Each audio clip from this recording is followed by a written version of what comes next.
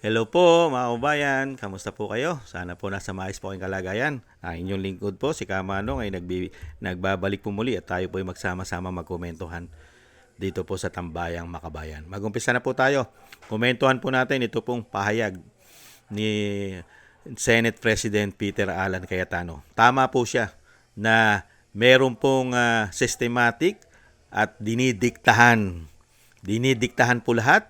At siyempre po, grabing pamumulitika para lang po mapagtakpan ang kanilang anomalyang korupsyon.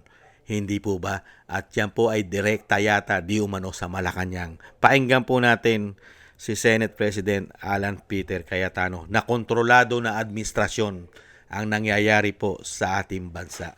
Ito na po siya. Painggan po natin at panoorin.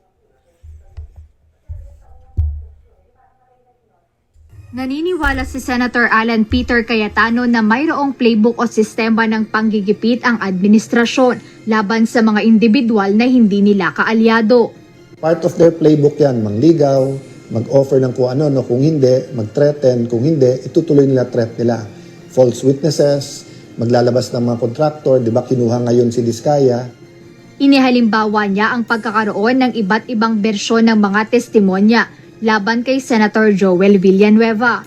Meron na pong bumaliktad dun sa mga DPWH na sinabi nila na dinidiktahan din sila kung ano sasabihin. Yung unang sinabi ni Yusek Bernardo, nagbago din yon. Kay Senator Joel Villanueva, apat na yung version nung paano siya supposedly guilty. And none of those versions are true. Ayon pa kay Senator Cayetano, posibleng ganito rin ang gawin ng kontrobersyal na contractor na si Curly Diskaya dahil matapos mailipat ang kustodiya ng lalaking Diskaya sa Philippine National Police. Sinabi nito na damay-damay na at sasama na lahat ng kilala niyang politiko. Nothing stopping the creative people in this administration from saying, we'll take care of you, eto mga ituro mo. Then suddenly may kaso, whether sa DOJ at Ombudsman, then suddenly you're facing jail. Then finally, it's true.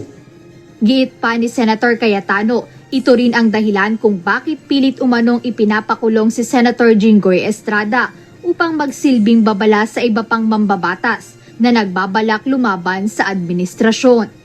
That's why pinilit nilang makulong si Jinggoy kasi sabi niya, nawawalan na ng takot yung iba, lumalaban na. So kailangan natin ipakita na totoo. At madali kay Jinggoy kasi usual suspect, di ba? Isaan niya ito sa dahilan bakit pinangahawakan pa rin nila ang Senate Blue Ribbon Committee.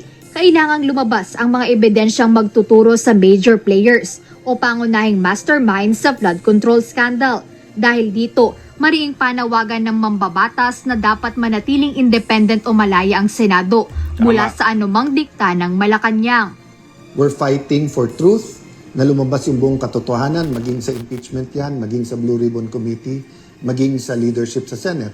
We're fighting na independent ang Senado at hindi utus-utusan lang ng Malacanang. Samantala sa talumpati ni Vice Tama po yun mga kababayan, di ba? Dahil nga po sindikato na ang ating bansa.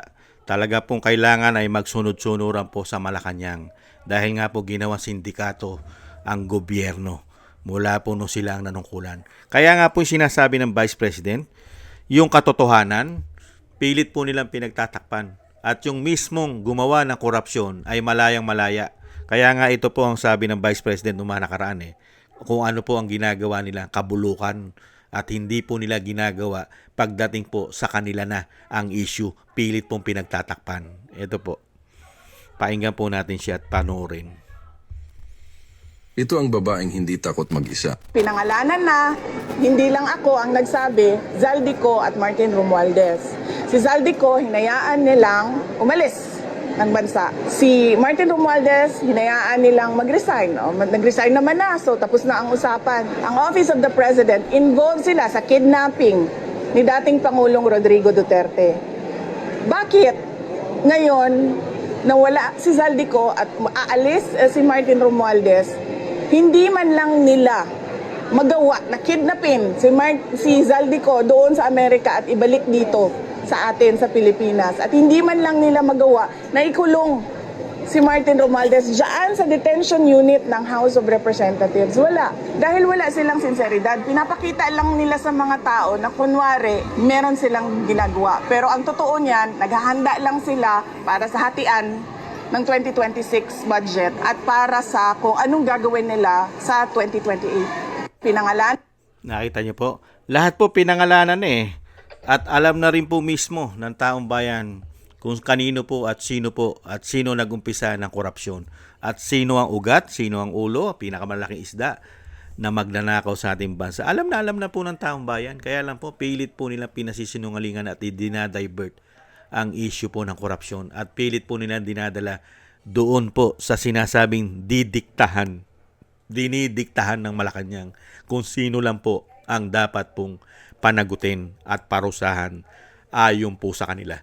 Lalong-lalo po doon po sa magiging kalaban nila sa politika. Kaya nga sinasabi ni Senate President Cayetano, kontrolado po nila ang sitwasyon. At katulad po ng ginagawa kay Senator Jinggoy at kay Senator Villanueva, na pilit pong hinahanapan para po masangkot sa maanumalyang korupsyon dahil marami na raw po nagsasalitang mga contractors na sila po ay dinidiktahan. Katulad po ng Diskaya, isa pong matinding pressure yan dahil inilipat po ang custody ng Diskaya sa PNP na po pwede rin daw pong posibilidad na ito ay madiktahan, mga kababayan. At yan po ang malinaw na sinabi ni Senate President Cayetano ng Senado ay hindi na po independent ngayon. Yan ang ayaw ni Senate President Cayetano, na ang Senado ay hindi na po independent. At yan naman po nangyayari sa ating bansa, na meron po mga halal ng bayan at yung iba'y halal ng COMELEC ang nagpapakatuta at nagpapakabuhaya sa Malacanang. Nagiging tuta. Kaya yung pagiging independent ng Senado, nawala na po. Dahil napakarami pong nagpakatuta at nagpakaaso at nagpakabuhaya sa Malacanang di umano. At yan po yung merong bilang na 12. At umaasa pa sila na maging 13 daw po. Itong mga Judas, mga kababayan. Nakita nyo po, ngayon lang po nangyari sa kasaysayan natin na ganito kagulo ang Senado. Dahil nga po, napakarami palang naging sabwatan sa korupsyon. Pati pala mga senador, mga congressman. Nakita nyo po nangyari? Wala na po ang pagiging independent ng Kongreso dahil pati pala sila ay sangkot sa malawakang korupsyon di umano. At yan po ang nilalabanan ni Senate President Cayetano, na mapanagot at maimbestigahan, na maging independent ang Senado at matukoy ang dapat pangalanan at dapat managot sa maanumalya at sindikatong korupsyon sa ating bansa. Matukoy kung sino po ang ulo at head. Hindi po ba? Dahil nga po, grabe po ang ginawa nilang pagnanakaw sa ating bansa. Ang naging kapalit po ng pagnanakaw, kahirapan. Kahirapan ng taong bayan sa pagnanakaw nila. Pero ang nakakalungkot, yung mismong nasa Malacanang ang pumipigil pala na matuklasan at mapanagot ang isang damukal na magnanakaw sa ating bansa. Kaya alam mo na eh. Hindi mo na kailangan mag-isip. Alam mo na kung sino talaga ang promotor at ang pinaka-leader ng pagnanakaw sa ating bansa. Hindi mo na kailangan mag-isip. Hindi po ba? At nakikita mo na kung sino po ang nagtatanggol dito at pilit pinoproteksyonan at pilit dinadivert ang issue ng korupsyon at pilit dinadala dito sa mga nagsasabi at magbubunyag ng korupsyon nila. Yun ang pilit na ginigibit. At kung ano-anong klase po ginagawa nila, di po ba? Para hindi lang matuloy ang Senate hearing, lalong-lalo sa pangunguna po ni Senate President Cayetano, ang hearing po ng Blue Ribbon. Bakit? Pati po Senado nila-lockdown Di ba? Ginagawa ng threat. Meron daw po banta sa Senado para lang po hindi matuloy ang investigasyon. Ganyan po kasistematic ang mga sindikatong ito. At lahat po gagawin nila. Kasama po ang institusyon at mga ahensya ng gobyerno. Gamit na gamit para po pagtakpan ang mga kahayupan nila. Di umano. Nakita naman po natin kung paano gawa ng paraan at pagtakpan. Lalong-lalo po yata ang ombudsman. ang DOJ, lalong-lalo po nagpakaaso na NBI, di umano. Hindi po ba? Kaya ingat-ingat po kayo, Senator at Senate President Cayetano, dahil sa mga susunod na araw, lahat po kayo at lalong-lalo ka na ay hindi ka po makakaligtas sa gagawin nila na systematic at sabwatan para gawang ka na issue, para ka mapasama at mapabagsak. Hindi po ba? Ingat-ingat po kayo. At may awa naman po ang Panginoon. Hindi naman po natutulog ang Diyos. At yung mga tao na yan ay hindi naman po panghabang buhay at pangmatagalan sa posisyon nila. At mararanasan din po nila ang kanilang mga ginawang kasamaan. At yan po ay may pagsusulit. Hindi po ba? Hindi man dito sa batas ng lupa, alam na po natin, may batas po ang Panginoon para po sa mga makasalanan, mga kababayan. Ingat-ingat po kayo. At syempre po, maraming salamat po sa nakakagusto po natin tambayang makabayan sa YouTube at TikTok. At ganoon din po sa ating mga kababayan nagko-comment, like, share, and subscribe at patuloy na nagsusubscribe. Shoutout po sa inyo lahat. Mabuhay po kayo. Thank you po sa inyo. At shoutout din po at maraming salamat sa nakagusto po. Sa mga nagbibigay naman po ng biyaya at tulong sa inyo. Sa akin po. Thank you po sa inyo.